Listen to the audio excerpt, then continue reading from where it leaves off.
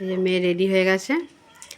সকালবেলা এত তাড়া থাকে যে আমি একটু ভিডিও ক্লিপ নিতে পারিনি, তো এখন একটু ফাঁকা হয়েছি, রান্নাও হয়ে গেছে আর মেয়ে যাবে স্কুলে, তার জন্য রেডিও হয়ে গেছে। টিফিন গুছিয়ে নিয়েছিস?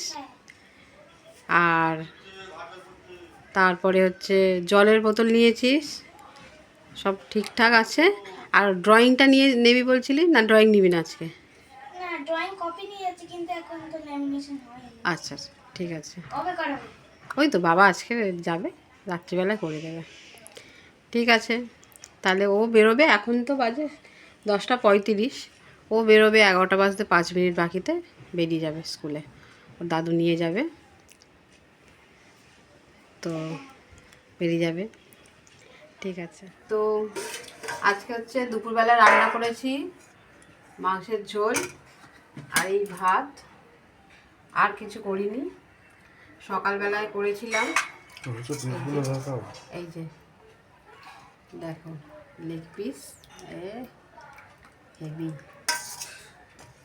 তো সকাল দিয়ে আজকে সকালে টিফিনে করেছিলাম ঘুগনি আর রুটি করেছিলাম, আর তারপর মুড়িও খেয়েছিলাম। রুটি ছেলে মেয়েকে দিয়েছিলাম, ওরা স্কুলে নিয়ে গেছে।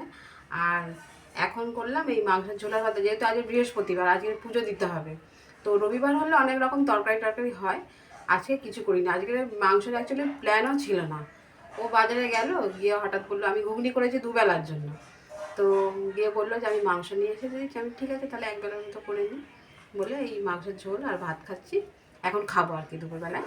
চলো ভাতটা বেড়ে দিই,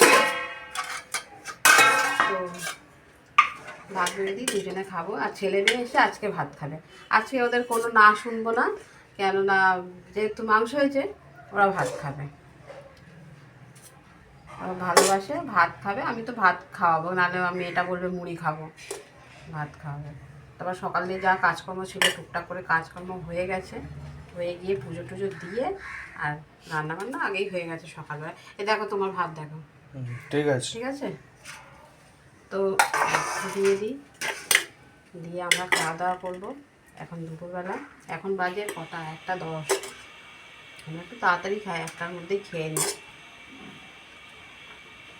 তো এই হচ্ছে আজকে দুপুরবেলার মেনু। তারপর রাত্রে আছে, রাত্রে ঘুগনি আছে। কদিন তো লুচি পরোটা খাচ্ছি, জানি না ছেলে মেয়ে কী বলবে। ওরা যদি বলে লুচি করে দিতে তাহলে লুচি করে দেবো, যা খাবে সেটা করে দেবো। তো চলো খেয়ে নিই।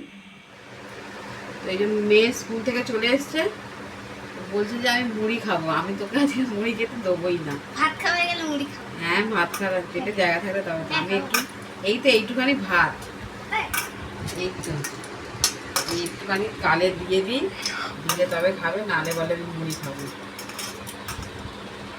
দেখি খাইয়ে দিই, খাইয়ে দিলে তাও একটু পেটে ভাতটা যাবে। সারাদিনে ভাত খায় না আমাকে।